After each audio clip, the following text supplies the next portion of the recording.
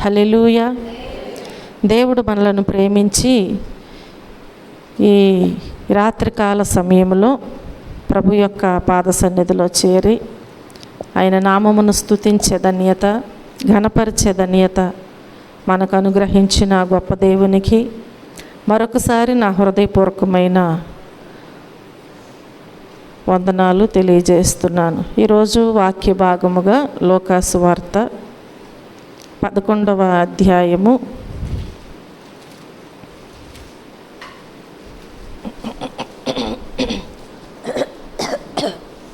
8వ వచనములో ఈ రీతిగా వ్రాయబడి ఉన్నది. అతడు తన స్నేహితుడైనందున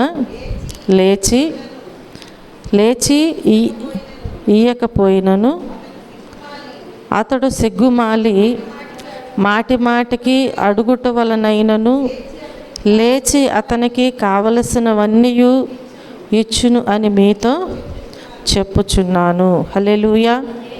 చూడండి, ఇక్కడ దేవుని వాక్యములో మనకు తెలియజేయబడుచున్నటువంటి విషయం ఏంటంటే, అతడు సిగ్గుమాలి మాటిమాటికి అడుగుట వలనైనను అతనికి కావలసినవన్నీ కూడా ఇస్తాడు అని చెప్పి వాక్యం తెలియజేస్తుంది. మనకిక్కడ ప్రార్థన గురించి తెలియజేయబడుచున్నది. కనుక మొదటగా మనం చూస్తే ఎలాంటి ప్రార్థన అనేది మనం జ్ఞాపకం చేసుకుంటే మాటిమాటికి అడిగే ప్రార్థన అన్నమాట. మొదటగా మాటిమాటికి అడిగే ప్రార్థన. దీనిలో ఈ 8వ వచనములో అతడు సిగ్గుమాలి మాటిమాటికి అడుగుట వలనైనను, ఏం మాలంట? సిగ్గుమాలి మాటిమాటికి అడుగుట వలనైనను అతనికి కావలసినవన్నీ ఇచ్చును అని దేవుని వాక్యము సెలవిస్తుంది. ఇది మన జీవితంలో మరి అత్యవసరమైనటువంటి విషయాలను గురించి ప్రార్థించే విధానము అని నేను మీకు తెలియజేస్తున్నాను. అత్యవసరము అంటే ఒక అత్యవసరము మనకున్నప్పుడు మనం ఏం చేస్తామంటే సిగ్గుమాలి మాటిమాటికి అక్కడ సహాయం దొరుకుతుంది అని మనకు అనిపించినప్పుడు ఏం చేస్తాం? మరలా మాటిమాటికి ప్రాధేయపడి అడుగుతూ ఉంటాం. లేవు అన్నా సరే మనం ఏం చేస్తాం అన్నమాట, అంటే మనకున్న నమ్మకమును బట్టి మనం మరల వారిని, అంటే మనకున్నటువంటి అత్యవసరతను బట్టి మనము మాటిమాటికి అడుగుతాం. కాబట్టి ఇది ప్రార్థించే విధానం అన్నమాట. ఇది ఏ విధానం అయి ఉన్నది? అత్యవసరమైనటువంటి విషయాలను గురించి ప్రార్థించే విధానము ఇలా ఉండాలి అనేది మనకిక్కడ అర్థమవుతూ ఉంటుంది. మాటిమాటికి అడగడం ఎందుకు? క్వశ్చనే అది. మాటిమాటికి అడగడము ఎందుకు? కాబట్టి ఆయనకు మనం ఒకవేళ అనుకోవచ్చు, ఆయనకు గుర్తుండదా? ఎవరికి? దేవునికి కదా. ఆయనకు గుర్తుండదా? అందరి ప్రార్థనలు విని ఎవరు ఏం అడిగారో ఒకవేళ కన్ఫ్యూజ్ అయిపోతున్నాడా ఏంటి అనుకోవచ్చు కదా. కాబట్టి ప్రియమైన దేవుని బిడ్డలారా, లేకపోతే ఇంకా చాలా విషయాలు మనం అనుకోవచ్చు. ఆయనకు ఒకవేళ అడిగించుకోవడం సరదానా అనుకోవచ్చు. ఇదేమి కాదు. ఆయన మర్చిపోయే దేవుడు కాదు. మరలా అడిగించుకోవటానికి సరదా కూడా కాదనమాట. నీవు అడిగేది నీకు ఎంత అవసరమో తెలుసుకోవడానికి నిన్ను దేవుడు అడగమంటున్నాడు. హల్లెలూయా. నీవు అడిగేది నీకు ఎంత అవసరమో తెలుసుకోవడానికి మాత్రమే దేవుడు నిన్ను అడగమంటూ ఉంటున్నాడు. మనం జ్ఞాపకం చేసుకుంటే మన జీవితంలో మన కుటుంబాల విషయాలలో మనం జ్ఞాపకం చేసుకుంటే, ఒకవేళ మన పిల్లలు మనకి ఇంట్లో ఉన్నటువంటి పిల్లలు ఒకవేళ ఎక్కడికైనా వెళ్ళినప్పుడు ఒక బొమ్మ చూసినప్పుడు అది కావాలని అడుగుతారు. అవునా? ఏదైనా ఒక షాపింగ్కి వెళ్ళినప్పుడు అక్కడ ఏదైనా ఒక వస్తువు చూసినప్పుడు అది ఏదైనా ఖరీదైంది అనేది తక్కువైంది అనేది వారికి తెలియదు. చూడండి, అది నాకు కావాలి అని కొనమంటూ ఉంటారు. అలాంటప్పుడు రేపు కొంటాము అంటే ఏమంటాడు? సరే అంటాడా? చెప్పాలి. ఏమంటాడు? సరే అంటాడు. మరలా రేపు దాని ప్రస్తావన ఉంటుందా ఉండదా? ఉండదు. ఏమాత్రం కూడా మరలా దాని ప్రస్తావన ఉండదన్నమాట. కానీ కొన్ని వాడికి బాగా నచ్చినవి ఉంటాయి. అర్థమవుతుంది మీకు? కొన్ని వాడికి బాగా నచ్చినవి ఉంటాయి అన్నమాట. కాబట్టి రేపు అంటే రేపు తప్పకుండా అడుగుతాడు. ఏ విషయంలో? ఏదైతే బాగా నచ్చింది ఉంటుందో దానిని మరలా అడగటానికి అవకాశం అనేది ఉంటుంది. ఒకవేళ అవసరత లేనిది ఏదైనా చూసినప్పుడు కొనమన్నప్పుడు రేపు కొంటాములేంటే దానిని మరలా రేపు అడగకోకుండా ఉండవచ్చు. కనుక ప్రియమైన దేవుని బిడ్డలారా, రేపు అంటే రేపు తప్పకుండా కావలసినది ఏదైనా ఉన్నప్పుడు అడుగుతాడనేది మనం జ్ఞాపకం చేసుకోవాలి. అంటే మన జీవితాలలో మాటి మాటికి సిగ్గుమాలి ఎందుకు అడుగుతామంటే అది మనకు అవసరమై ఉన్నది. కాబట్టి రేపు అన్నా కానీ రేపు మరలా అడుగుతూ ఉంటాం. కనుక అట్లా వాటిని కొనే వరకు అడుగుతూనే ఉంటాడు. కొనే వరకు కూడా ఏం చేస్తాడు? అడుగుతూనే ఉంటాడు. అవసరమైతే ఏం చేస్తాడండి? ఏడ్చి మరి కొనిపించుకుంటాడు. దేనిని? తనకు కావలసినది మాత్రము విడిచిపెట్టడు. అది కొనేంత వరకు కూడా ఏం చేస్తాడనమాట? ఏడ్చైన దానిని కొనిపించుకుంటాడు అని మనము జ్ఞాపకం చేసుకోవాలి. వాటిని అట్లా 1-2 సార్లు మనం కూడా జ్ఞాపకం చేసుకుంటే కొన్ని విషయాలు మన జీవితంలో అత్యంత ప్రాధాన్యమైనవి ఉంటాయి అన్నమాట. అత్యంత ప్రాధాన్యమైనవి మన జీవితాలలో కొన్ని ఉంటాయి. కొన్ని విషయాలలో వాటిని అట్లా ఒకవేళ 1-2 సార్లు ప్రార్థించి విడిచిపెట్టేస్తే పొందుకోవటము సాధ్యము కాదు. పొందుకోవటం సాధ్యం కాదు. కాబట్టి పొందుకునే వరకు కూడా ఏం చేయాలి? ఇప్పుడు మనం అది కావాలి అనుకున్నప్పుడు అడుగుతూనే ఉండాలి. అంటే సిగ్గుమాలి మాటి మాటికి మనం ఏం చేయాలి? అది మనకు కావాలి కాబట్టి అడుగుతూనే ఉండాలి. అవసరమైతే ప్రభు పాదాల దగ్గర కన్నీరు కార్చి మరి దానిని ఏం చేయాలండి? పొందుకోవాలి. హల్లెలూయా. ఎన్నో విషయాలలో, అనవసరమైన విషయాలలో కన్నీరు కారుస్తూ ఉంటారు. మనకు కావలసినటువంటి విషయంలో దేవుని దగ్గర కన్నీరు కార్చైన దానిని సంపాదించుకోవాలి. అలాంటి పట్టుదల ప్రార్థన చాలా అవసరమై ఉన్నది. హల్లెలూయా. అందుకని మాటి మాటికి దేవుని సన్నిధిలో అడుగుతూనే ఉండాలి అని అక్కడ వచ్చిన భాగంలో మనకు చక్కగా అర్థమవుతూ ఉంటుంది. నీవు ఎంత ఎక్కువగా అడిగితే అది నీకు అంత అవసరమని అర్థం అన్నమాట. ఎంత ఎక్కువగా అడిగితే ఏదైనా మనకు ఒక డబ్బులు అవసరమై ఉంది, ఎవరి మీద మనకు నమ్మకం ఉంది, వాళ్ళు ఇస్తారు, వాళ్ళ ఇంటికి వెళ్తే తప్పకుండా అని వెళ్తాం, వారు లేవంటారు. కానీ ఏం చేస్తాం? వెంటనే వచ్చేస్తారా? రారు. ఏదో ఒక విధంగా నువ్వు సహాయం చేయాలి. నువ్వు చేస్తావని నేను నీ దగ్గరకు వచ్చాను కాబట్టి నీవు నాకు సహాయము చేయాలని అక్కడే కూర్చుని ఎంతో కొంత తీసుకునేంతవరకు అడుగుతూనే ఉంటారు. కనుక మనం కూడా ఎంత ఎక్కువగా అడిగితే అది నీకు అంత అవసరమని అర్థం. వాళ్ళకు కూడా ఏమవుతుంది? ఎంత బ్రతిమలాడుతుంది పాపం, ఎంతో కొంత ఇవ్వాలనే మనసు వారికి ఎంత కఠినంగా ఉన్నా కానీ వారి మనసు కరిగిపోతుంది. అలాంటి ప్రార్థన మనం ఏం చేయాలి? దేవుని దగ్గర చేసేవారముగా ఉండాలి. హల్లెలూయా. నీవు కూర్చున్నప్పుడు, పండుకున్నప్పుడు ప్రార్థన అంటే నీకు అవసరం వచ్చినప్పుడు, ఏదో జ్ఞాపకం వచ్చినప్పుడు మాత్రమే 2 ముక్కలు మాట్లాడి దేవుని దగ్గర వదిలేయటం కాదు. నీ అవసరతను బట్టి నువ్వేం చేయాలి? కూర్చున్నప్పుడు, పండుకున్నప్పుడు, పని చేస్తున్నప్పుడు కూడా అదే ధ్యాసలో ఉండాలి కదా. మన మనసు దేవుని మీదే ఉండాలి. పని మన చేతులు చేస్తున్నాయి, నడిచేటప్పుడు మన కాళ్ళు నడుస్తున్నాయి, కానీ ప్రార్థించటానికి మన హృదయము ఉంది కదా. మన మనసులో మనం ధ్యానించుకోవచ్చు దేవుని దగ్గర. మన అవసరతను ఆయనకు తెలియచేయటానికి మన మనసు ఉంటే చాలన్నమాట. కనుక ప్రియమైన దేవుని బిడ్డలారా, ప్రతి సమయంలో కూడా ఏం చేయాలి? మనం అదే ధ్యాసలో ఉండాలి. అట్లా నీ మనసుతో ప్రార్థిస్తూనే ఉండాలి. నీ అవసరాన్ని గ్రహించిన దేవుడు ఇక ఆలస్యము చేయకుండా తప్పకుండా దేవుడు ఏం చేస్తాడనమాట? నీకు సహాయము చేస్తూ ఉంటారు. హల్లెలూయా. దానినే ఇక్కడ సిగ్గు లేకుండా మాటి మాటికి అడగాలి అని మనకి స్పష్టంగా తెలియజేస్తుంది. అట్లా అడిగినప్పుడు మాత్రమే ఈ వాగ్దానం నీ జీవితంలో నెరవేర్చబడుతుంది. దేవుని వాక్యములో లోకాసు వార్తలోనే 11వ అధ్యాయము 9వ వచనములో మనం జ్ఞాపకం చేసుకున్నట్లయితే,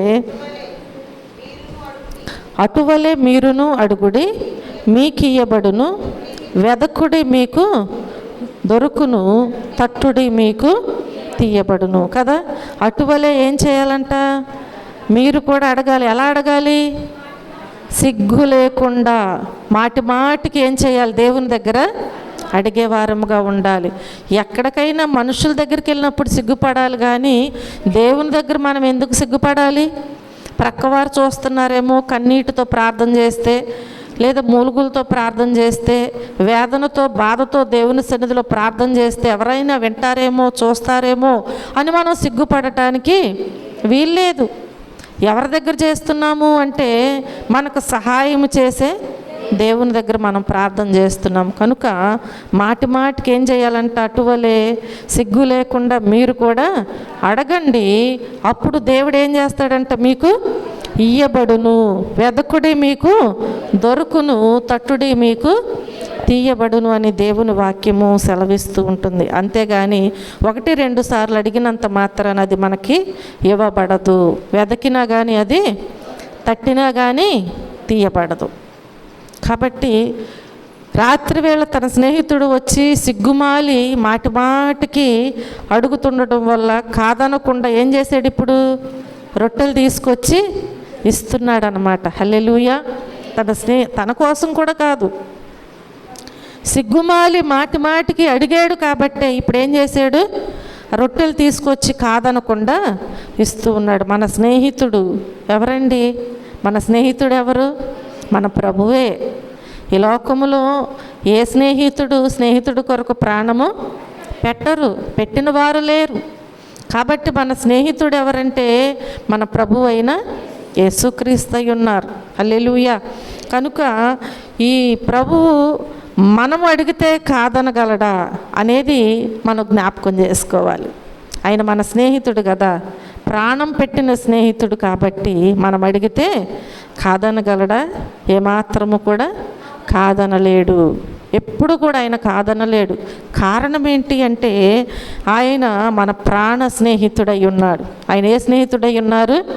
మన ప్రాణ స్నేహితుడు. మన కోసం తన ప్రాణమునే పణముగా పెట్టిన మంచి స్నేహితుడు. మంచి స్నేహితుడు ఏం చేస్తాడండి? విడువక ప్రేమిస్తాడు. హల్లెలూయా. మంచి స్నేహితుడు ఏం చేస్తాడు? విడువక ప్రేమిస్తాడు. నిజమైన స్నేహితుడు విడువక ప్రేమించేవారు ఎవరై ఉన్నారు?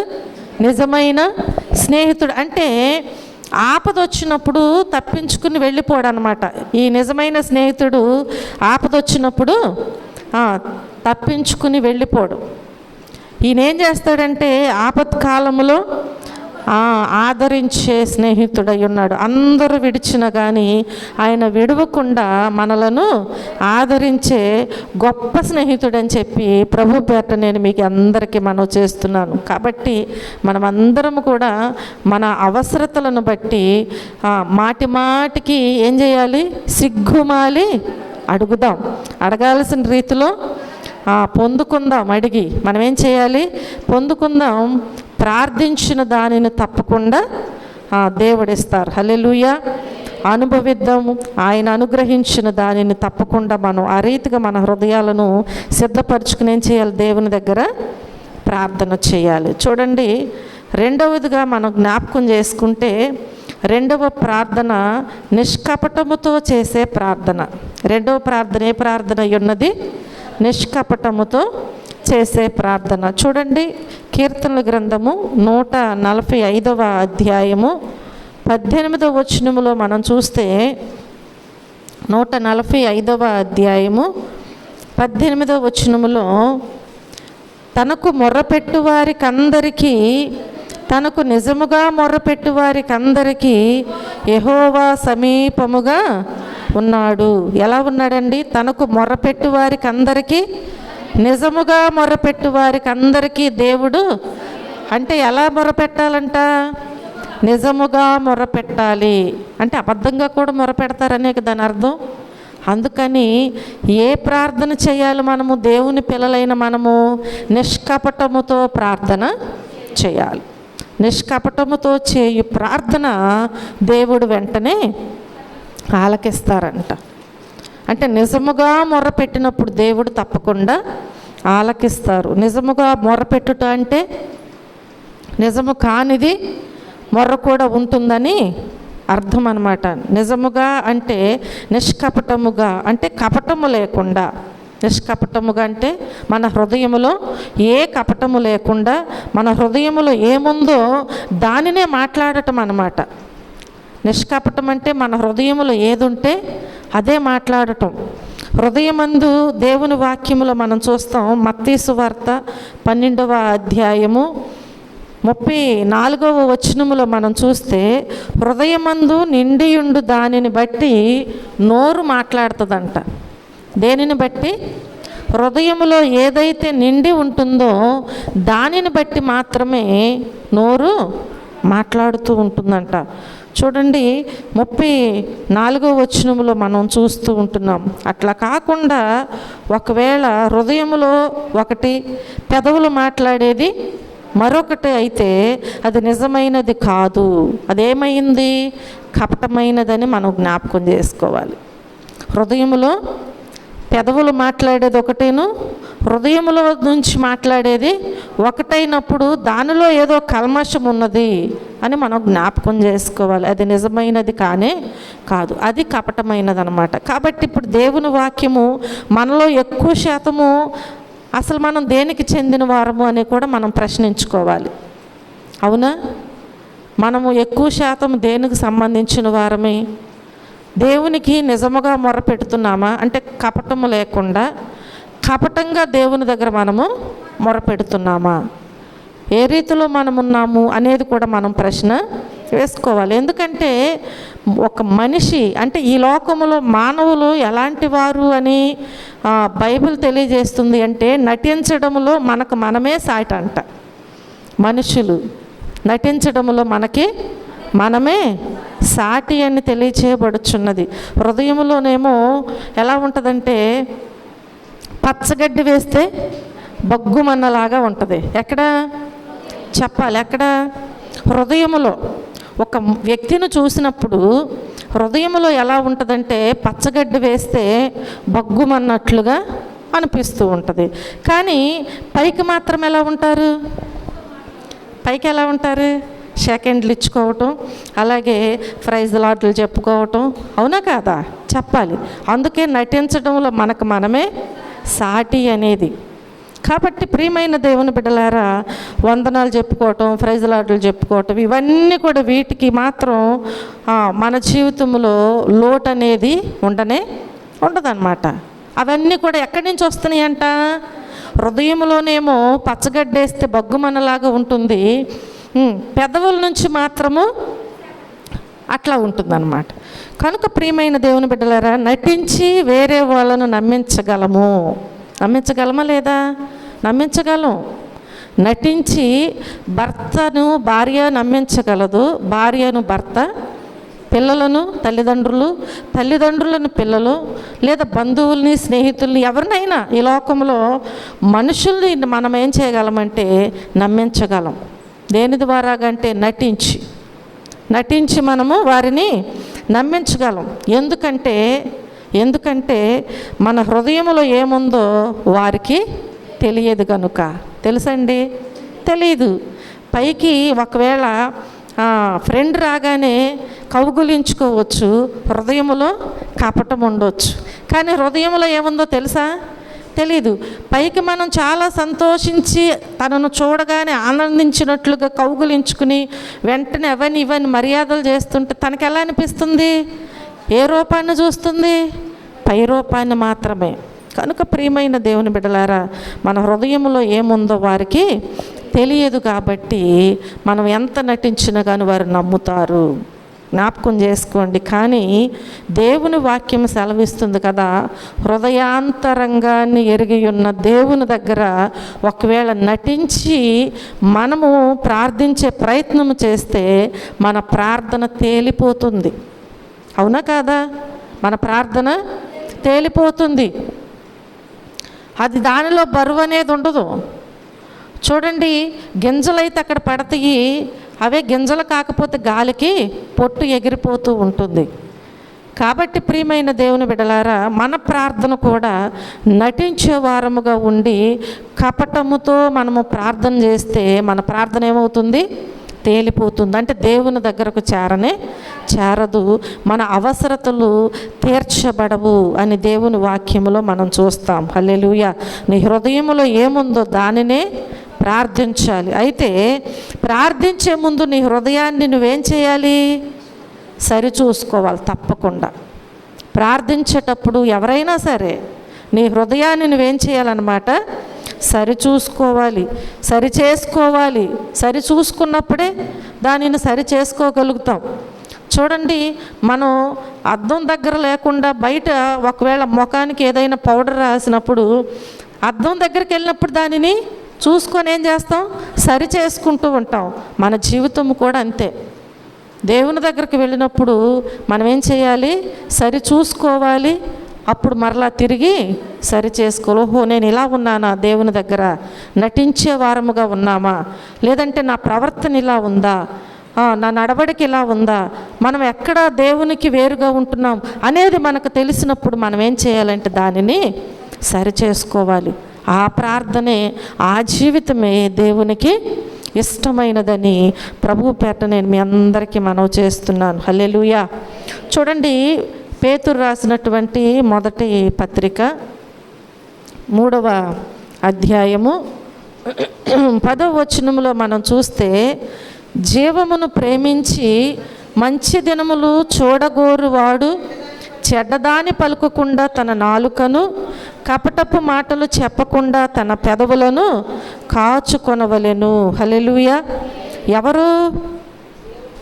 ఎవరైతే జీవమును ప్రేమించి మంచి దినాలు చూడాలని ఆశపడుతున్నారో వారేం చేయాలంట? చెడ్డదానిని పలుకకుండా తన నాలుకను కాచుకోవాలంట, కపటపు మాటలు చెప్పకుండా తన పెదవులను కాచుకోవాలి.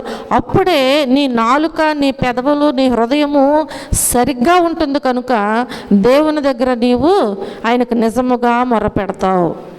నిజముగా మొర్రపెట్టు వారి యొక్క ప్రార్థన దేవుడు ఆలకిస్తాడు. హల్లెలూయా. కాబట్టి ఇప్పుడు మనం ఏం చేయాలి? జీవమును ప్రేమించి మంచి దినాలు చూడాలని ఆశపడితే తప్పకుండా మనం ఏం చేయాలండి? ఏం చేయాలి? అయ్యో, చెడ్డదానిని పలుకకుండా ఏం చేయాలి? మన నాలుకను, మన పెదవులను ఎల్లప్పుడూ కూడా కాచుకునే వారముగా ఉండాలి. హల్లెలూయా. జీవం అంటే ఏంటి? జీవం అంటే ఏంటి? యోహాను సువార్త 14వ అధ్యాయము 6వ వచనములో ఏమని సెలవిస్తుంది యేసు ప్రభువారు? నేనే మార్గమును, సత్యమును, జీవమును అంటున్నాడు దేవుడు. అంటే జీవం అంటే ఏంటి? దేవుడే. ఎవరిని చూడాలని ఆశపడుతున్నావు? కాబట్టి ఇప్పుడు ఎవరిని ప్రేమించాలని, ఎవరిని కోరుకుంటున్నావు? నీవు జీవమును కోరుకుంటున్నావు. కనుక ఇప్పుడు నువ్వేం చేయాలన్నమాట?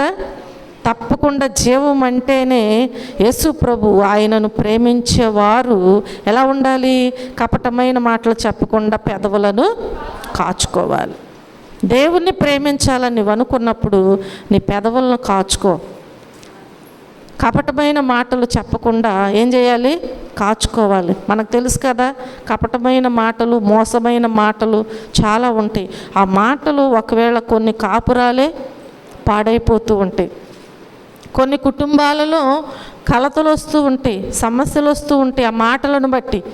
కాబట్టి దేవుని పిల్లలైన మనము ఆ మాటలు మాట్లాడకుండా మన నాలుకను, మన పెదవులను కాచుకోవాలి అని దేవుని వాక్యము సెలవిస్తూ ఉంటుంది. హల్లెలూయా. కాబట్టి కపటమైన మాటలతో ఒకవేళ మనం ప్రార్థన చేస్తే మనం చేసే ప్రార్థన దేవుడు అన్నడు కూడా అంగీకరించడు. మన ప్రార్థన ఎలా ఉండాలి? దేవుడు అంగీకరించి ప్రతిఫలం ఇవ్వాలి. మన ప్రార్థన ఎలా ఉండాలి? దేవుడు అంగీకరించి ప్రతిఫలం ఇవ్వాలి. అంటే కపటమైన మాటలు కాకుండా ఆయనను నింపుకున్న హృదయము నుండి మాటలు అనేవి రావాలి. అంటే మన హృదయములో దేవుడు ఉండాలి. అప్పుడు ఆయనను నింపుకున్న హృదయములో నుంచి వచ్చే మంచి ప్రార్థన దేవుడు తప్పకుండా ఆలకిస్తూ ఉంటారు. హల్లెలూయా. అందుకే దావీదు ఇలా ప్రార్థిస్తూ ఉంటాడు. కీర్తనల గ్రంథము 17వ అధ్యాయములో మొదటి వచనములో మనం చూస్తే, యెహోవా న్యాయమును ఆలకించుము, నా మొరను అంగీకరించుము, నా ప్రార్థనకు చెవియొగ్గుము, అది కపటమైన పెదవుల నుండి వచ్చినది కాదు అంటున్నాడు. అర్థమైంది కదా? దావీదు ఎలా ప్రార్థన చేస్తున్నాడు? యెహోవా న్యాయమును ఆలకించు. దేవుడు దేనిని ఆలకిస్తాడు? న్యాయమును. తన పిల్లలకు అన్యాయం జరుగుతుందంటే దేవుడు చూస్తూ ఊరుకునే దేవుడు కాదు. అందుకే దావీదు భక్తుడు అంటున్నాడు, న్యాయమును ఆలకించు నాయన, నా మొరను అంగీకరించు, నా ప్రార్థనకు చెవియొగ్గు, ఎందుకంటే అది కపటమైన పెదవుల నుండి వచ్చినది కాదు. అంటే తన జీవితాన్ని సరిచేసుకుంటున్నాడు. కాబట్టి ఇప్పుడు ఆ కపటమైనటువంటి పెదవులు లేవు నాయన, హృదయపూర్వకంగానే నేను నిష్కపటముతో నీ సన్నిధిలో ప్రార్థిస్తున్నాను, మొరపెట్టుచున్నాను ప్రభువా. కాబట్టి నా ప్రార్థన మీరు ఆలకించండి అయ్యా. దేవుని దగ్గర ప్రార్థన చేస్తున్నాడు కనుక పెదవుల ద్వారా చేసే ప్రార్థన కాదు, కానీ మన హృదయాలు ఆయనకు సమీపముగా ఉండి ఏం చేయాలి? మనము ప్రార్థన చేయాలి. చూడండి, యెషయా గ్రంథము 29వ అధ్యాయము 13వ వచనములో మనం చూస్తే,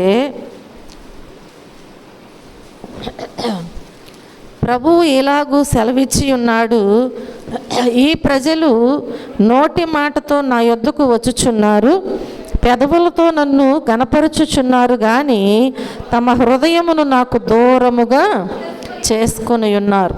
అర్థమవుతుంది కదా? భక్తుడు సెలవిస్తున్నారు.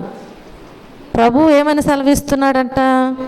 ఈ ప్రజలు నోటి మాటతో నా యొద్దకు వచ్చుచున్నారు, పెదవులతో నన్ను ఘనపరుచుచున్నారు, కానీ తమ హృదయము నాకు దూరము చేసుకొని ఉన్నారు. వారు దేనితో ఘనపరుస్తున్నారు? ఇప్పుడు పెదవులతోనే. దేవుని దగ్గరకు నోటి మాటలతో వస్తున్నారంట. నోటి మాటలు ఎలా ఉంటాయండి? ఎలా ఉంటాయి? ఎట్లా ఉంటాయి చెప్పాలి. నోటి మాటలు ఎట్లా ఉంటాయి? ఊరికే పైకి ఎన్ని మాటలైనా చెప్తారన్నమాట. అంటే సహాయం చేయవు ఆ మాటలు, నోటి మాటలు. ఊరికే పైకి మాత్రము మాటలు చెప్తూ ఉంటారు. అందుకే సామెత ఉంటుంది కదా, ఏంటది? మాటలు తేటలు కదా. భోజనం అయితేనేమో మీ ఇంటి దగ్గరన్నయ్యా, నేను ఊరికే మాటలు చెప్పటానికి అంటారు. నిజమే కదా? కాబట్టి ఈ నోటి మాటలు అనేవి పనికిరావంట. భక్తుడు సెలవిస్తున్నాడు, దేవుడు భక్తుడితో మాట్లాడుచున్నారు. ప్రజలు ఎలా ఉన్నారు అనే తెలియజేస్తున్నాడు. ఎలా ఉన్నారంట? ప్రజలు నోటి మాటలతోనే వస్తున్నారంట, కానీ హృదయాన్ని దేవునికి సమర్పించుకోవట్లా. దేవుడికి నోటి మాటలు కావాలా? అవసరం లేదు. ఆయనకి ఏమన్నా తెలియదా? సృష్టిని అంతటిని చేసిన దేవుడు, నిన్ను నన్ను చేసిన దేవుడు, ఆయనకేం తెలియదండి? అన్నీ తెలుసు. కాబట్టి ఇంకా మన నోటి మాటలు ఎందుకు? ఊరికే నోటి మాటలు చెప్పి హృదయాన్ని దూరంగా ఉంచితే సరిపోదు కదా. కాబట్టి దేవుడు వారితో మాట్లాడుచున్నారు. ఈ ప్రజలు నోటి మాటతో నా యొద్దకు వచ్చుచున్నారయ్యా, పెదవులతో నన్ను గనపరచుచున్నారు, కానీ తమ హృదయములు నాకు దూరముగా చేసుకొని ఉన్నారు. అలాంటి జీవితము ఉంటే మనం సరిచూసుకోవాలి. వెంటనే ఏం చేయాలి? సరి చేసుకోవాలి. దేవుని దగ్గరకు వచ్చి ప్రార్థించాలి. హల్లెలూయా. నిజముగా ప్రార్థించగలిగితే ఆయన మనకు సమీపముగా ఉంటాడు. ఎలా ఉంటాడు? ఎప్పుడు? నిజముగా ప్రార్థిస్తే దేవుడు మనకు సమీపముగా ఉంటాడు. అపోస్తల కార్యముల గ్రంథములో దేవుని వాక్యం సెలవిస్తుంది. 17వ అధ్యాయము 27వ వచనములో మనం చూస్తే, ఆయన మనలో ఎవనికిని దూరముగా ఉండువాడు కాడు అని సెలవిస్తుంది. ఆయన మనలో ఎవనికిని దూరముగా ఉండువాడు కాడు అంటే ఏంటి? ఆయన మనకు సమీపముగా ఉన్నాడు. హల్లెలూయా. ఆయన ఎవ్వరికీ దూరముగా ఉండే దేవుడు కానే ఇప్పుడు మనతోనే ఉన్నాడు, మన దగ్గరే ఉన్నారు. మనం నమ్మాలి. అవునా? మనతోనే ఉన్నాడు మన దేవుడు, మనం నమ్మాలి. అందుకని ఆయన ఎవరికి కూడా దూరముగా ఉండే దేవుడు కాదు అని సెలవిస్తుంది. అంటే ప్రతి ఒక్కరికి ఆయన సమీపస్తుడే, ప్రతి ఒక్కరితో ఆయన ఉండే దేవుడే, ప్రతి ఒక్కరి యొక్క బాధలు ఆయన చూస్తున్న దేవుడు, ఆయన తీర్చటానికి సంసిద్ధముగా ఉన్న దేవుడు. కానీ మనము ఎలా మొరపెట్టాలంట? ఎలా మొరపెట్టాలి? నిజముగా దేవునికి మొరపెట్టాలి. చూడండి 46వ అధ్యాయం కీర్తన గ్రంథం 1వ వచనములో ఉంటుంది కదా వాక్యము, దేవుడు మనకు ఆశ్రయమును దుర్గమునై ఉన్నాడు, ఆపత్కాలములో ఆయన నమ్ముకొనదగిన సహాయకుడు. హల్లెలూయా. అర్థమవుతుంది కదా? దేవుని వాక్యం సెలవిస్తుంది మన దేవుడు ఎలాంటి దేవుడు అంట? మనకు ఆశ్రయ దుర్గమునై ఉన్నాడు. హల్లెలూయా. నిన్ను నన్ను అంటే మన ఇంట్లో అయితే ఒకవేళ కొంతమందికి ఆశ్రయం ఇవ్వగలుగుతాం, ఇంకా పెద్ద ఇల్లు ఉంటే ఇంకొంతమందికి కదా. కానీ ఈ లోకములో ఉన్న ప్రతి ఒక్కరికి కూడా ఆయన ఆశ్రయ దుర్గమై ఉన్నాడు. అంటే ఎవరిని కూడా ఆయన త్రోసివేసే దేవుడు కానే కాదు. కనుక మన దేవుడు ఎలాంటి దేవుడంటే మనకు ఆశ్రయ దుర్గమై ఉన్నాడు. ఆశ్రయ దుర్గమై ఉన్న దేవుడు అంట ఏం చేస్తాడంట? ఆపత్కాలములో నమ్ముకొనదగిన సహాయకుడై ఉన్నాడు. నీకు ఆపద వచ్చిందా? మనుషులు సహాయం చేయకపోవచ్చు, నీవు నమ్మిన వారే నీకు ఏ సహాయము, నువ్వు ఆధారపడిన వారే ఏ సహాయము చేయకపోవచ్చు. కానీ దేవుడు సెలవిస్తున్నారు మంచి సహాయకుడై ఉన్నారు అని. హల్లెలూయా. ఎప్పుడు అంటే ఆపత్కాలములో. ఆపత్కాలంలో నీకు ఎవరు చేయి విడిచినా ఆయన నీ చేయి విడువని దేవుడు. నీ సమస్య ఏదైనా కావచ్చు, నీ సమస్య ఏదైనా కావచ్చు. నిజముగా నిష్కపటముగా నీవు ఒకవేళ నీ సమస్య విషయంలో నువ్వు ప్రార్థించగలిగితే ఆయన నీకు ఆశ్రయమును ఆపత్కాలములో సహాయకుడునై ఉన్నాడు. హల్లెలూయా.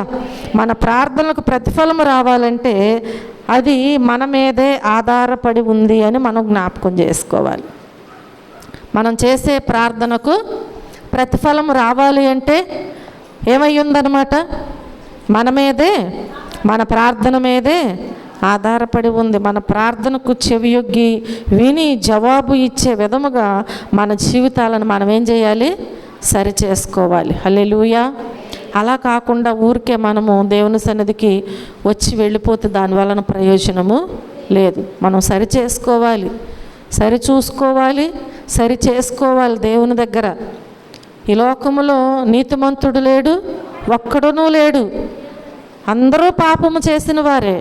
కానీ దేవుడు అంటున్నాడు కదా, నేను నిన్ను త్రోసివేయను, నువ్వు సరి చూసుకుని సరి చేసుకో, నువ్వు నిజముగా మొరపెట్టు నా దగ్గర, నేను తప్పకుండా సహాయము చేస్తాను. నిజముగా మాట్లాడింది సమరయ స్త్రీ దేవుని దగ్గర. దేవుడు త్రోసివేశాడా? త్రోసివేయలేదు, ఆయన సహాయము చేశాడు. కాబట్టి నిజముగా ఆయన పాదాల దగ్గర కూర్చుని కన్నీరు కార్చి పాదాలు కడుగుతుంది, నిజముగా మొరపెడుతుంది, తన స్థితి అంతా దేవునికి తెలియచేస్తూ. దేవుడు త్రోసివేశాడా? లేదు, దేవుడు ఆమెకు సహాయము చేశాడు. కాబట్టి మన దేవుడు మనకు సహాయము చేసే దేవుడు. హల్లెలూయా. ఎలాంటి ప్రార్థన చేయాలి? మొదటగా ఎలాంటి ప్రార్థన చేయాలి?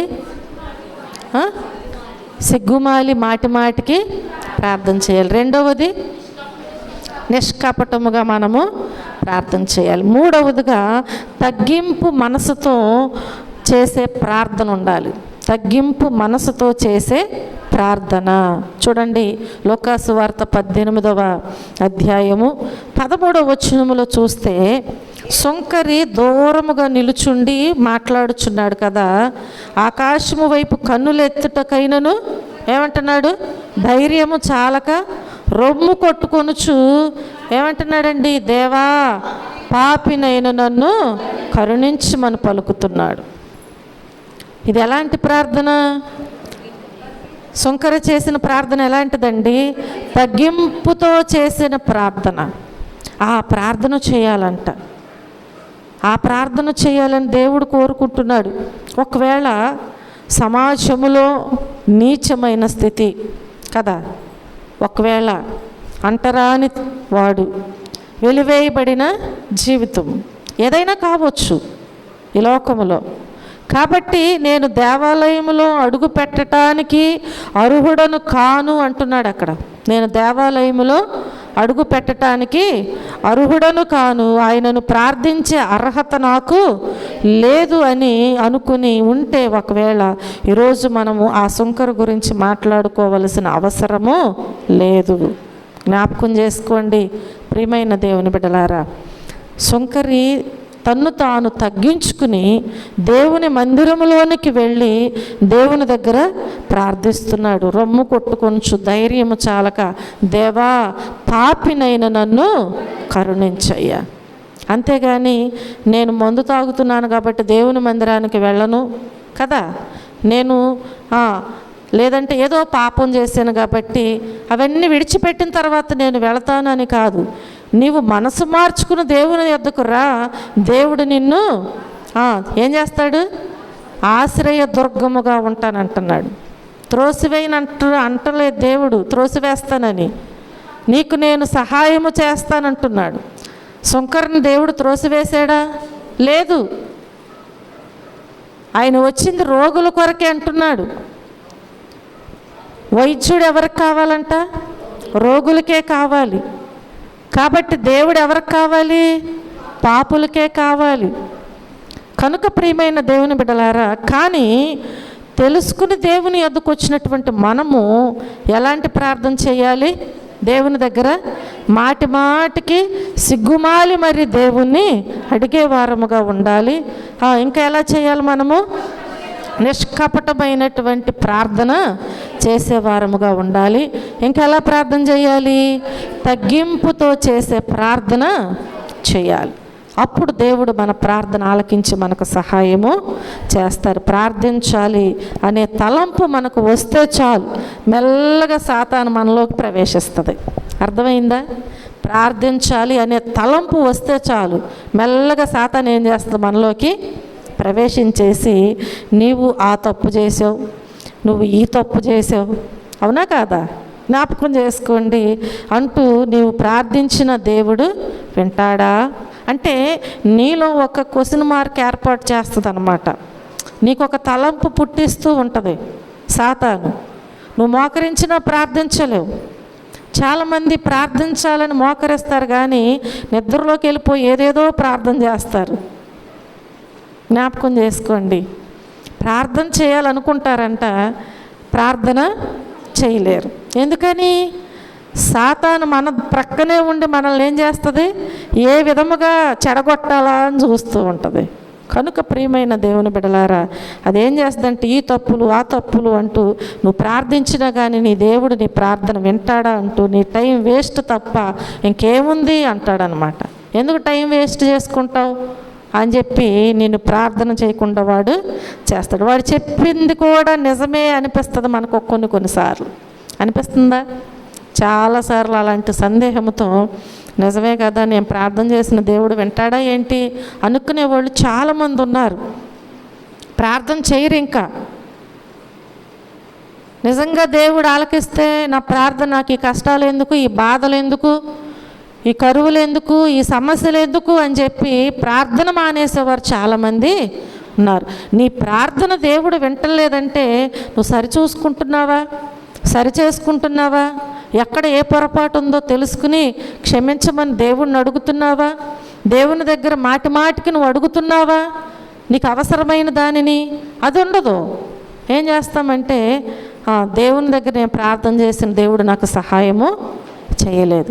ఆయన అందరికీ సహాయం చేస్తాడంట. అందరికీ ఉపకారి దేవుడు, అందరికీ ఉపకారి అయి ఉన్నాడు. హల్లెలూయా, హల్లెలూయా. సరేలే, మనల్ని మనం సరిచూసుకున్నాక ప్రార్థన చేద్దామని ఒక నిర్ణయానికి వచ్చేస్తాం. ఇక వాడు ఏం చేస్తాడు? నా ప్లాన్ అంతా సక్సెస్ అయిపోయింది అనుకుంటాడా లేదా? అనుకుంటాడు, నవ్వుకుంటాడు. అంటే నేను ప్రార్థించవద్దు, నీ టైం వేస్ట్ చేసుకోవద్దు అని నేను విత్తిన విత్తనం అక్కడ ఫలించింది, నా ప్లాన్ ఫలించింది అని చెప్పి వాడు సంబరపడిపోతాడు. మన గురించి మన ప్రభువేమో చింతిస్తూ ఉంటాడు. అయ్యో నా బిడ్డ ఏంటి అలా సాతాను మాటలు విని ప్రార్థించి కృప పొందుకోలేకపోతుంది అని చెప్పి దేవుడేమో బాధపడుచు ఉంటాడు. వాడేం చేస్తాడు? గంతులు వేస్తూ ఉంటాడు. హల్లెలూయా. కాబట్టి నువ్వు ప్రార్థించేటప్పుడు నీకు ఏదైనా ఒకవేళ డౌట్ వచ్చిందనుకో, వెంటనే సరిచేసుకో. ఎందుకంటే నా దేవుడు లోకమును ప్రేమించాడు. ఎవరిని ప్రేమించాడు? ఎంతో ప్రేమించాడు కదా దేవుడు. నువ్వు మంచిదానివని చెప్పి దేవుడు ప్రాణం పెట్టలేదు. అందరం పాపులుగా ఉన్నప్పుడే ఆయన మన కొరకు ప్రాణం పెట్టాడు. ఇంకా మనకు డౌట్ ఎందుకు?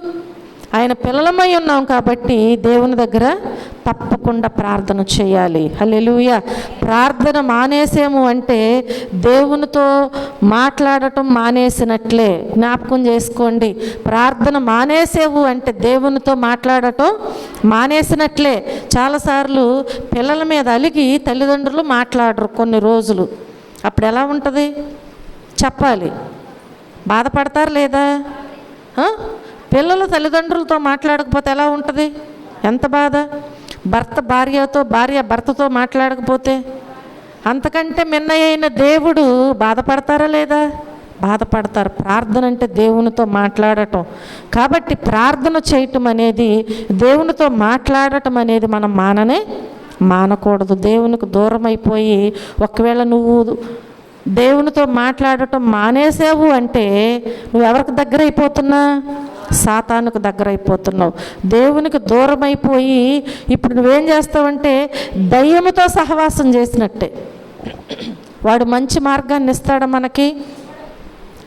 పిల్లల మీద కోపం వచ్చి నువ్వు చెయ్యి విడిచిపెట్టేవే అనుకో, పిల్లలు ఏమైపోతారు?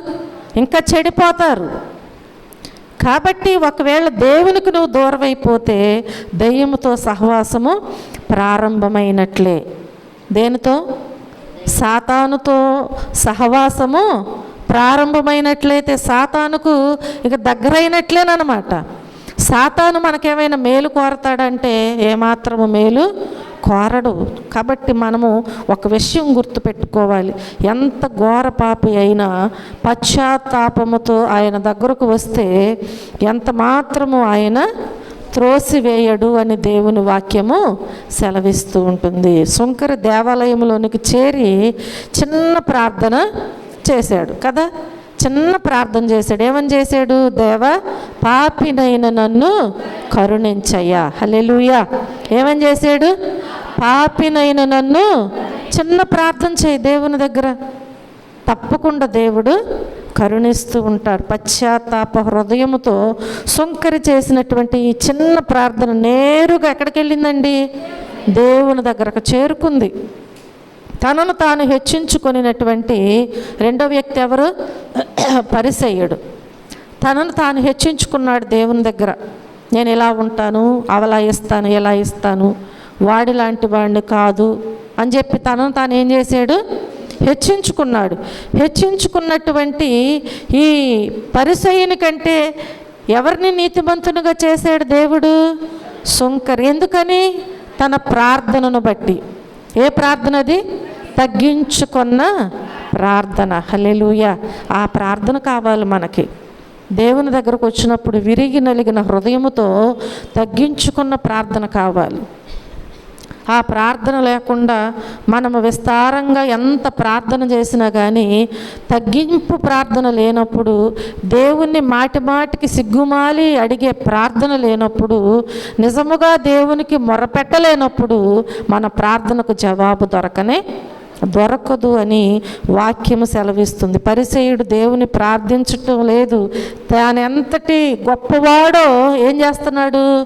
దేవునికి తెలియజేస్తున్నాడు. ఆయన సృష్టించినటువంటి మనం ఎంతటి వారమో దేవునికి తెలియదా? తెలుసు కదా.